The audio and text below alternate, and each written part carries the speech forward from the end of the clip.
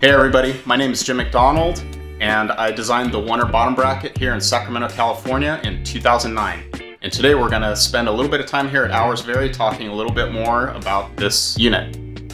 So let's take a look at the kit contents. When you receive your Oner unit, what you're going to see is you have 2 cups, 2 dust covers, appropriate screws for the desired length, a hex key to tighten up the bolts, and installation guide and sticker.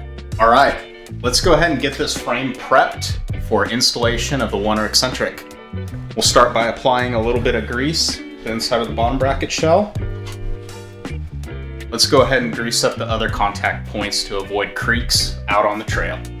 Start by greasing up the threads on the bolts and also the bottom of the bolt head. This is where most creaks are going to come from. Once you have your bolts greased, go ahead and put just a little bit of lube inside these helicoils.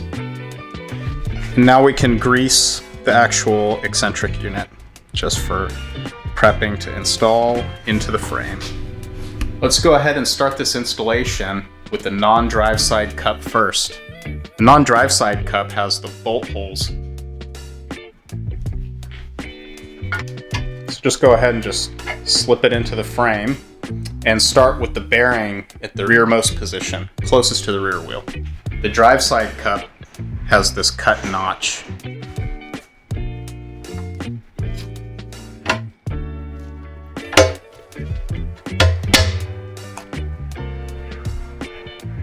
Now that we have both cups installed into the frame, we can install the 2 bolts and just get them a little bit preset.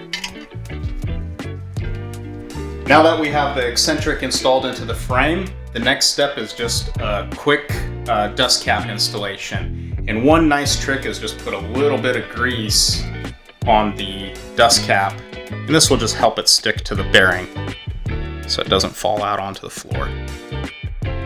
Before you install the crank, these 2 notches also are useful for the lock ring wrench, but they're also an indicator that you can use visually to ensure that the bearings are concentrically aligned as much as possible.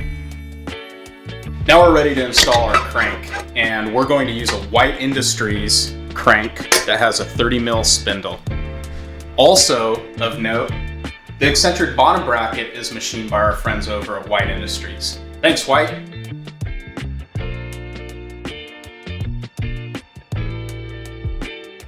So I have the Eccentric set up so the bearings are at the rearmost position, and dependent on your bike setup, your bike configuration, and your gear combination, basically you're going to want to set your chain length as short as possible in this rearward configuration. So now we're ready to go ahead and actually tension up the chain. So I'm going to start on the non-drive side, and you'll be able to see the chain tension up. And you can see it coming up to tension as I rotate. Okay. And I'm going to work both cups evenly. Just make sure that this is rotated. Okay, so now that I have it pretty close, I'm actually going to work the drive side to set the tension. And then I'm going to work the non-drive side just to match. And now that we have our chain tension set, our 2 cups are aligned on both sides, looking at the notches.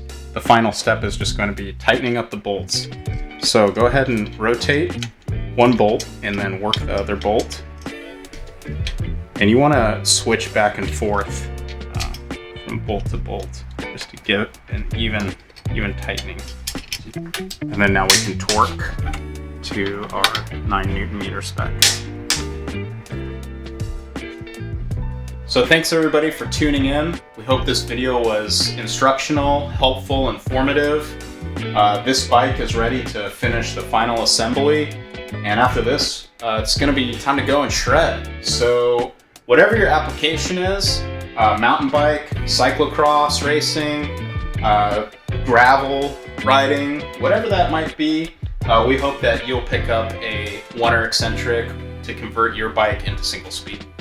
Thanks. All right, single speed cyclocross pro tip.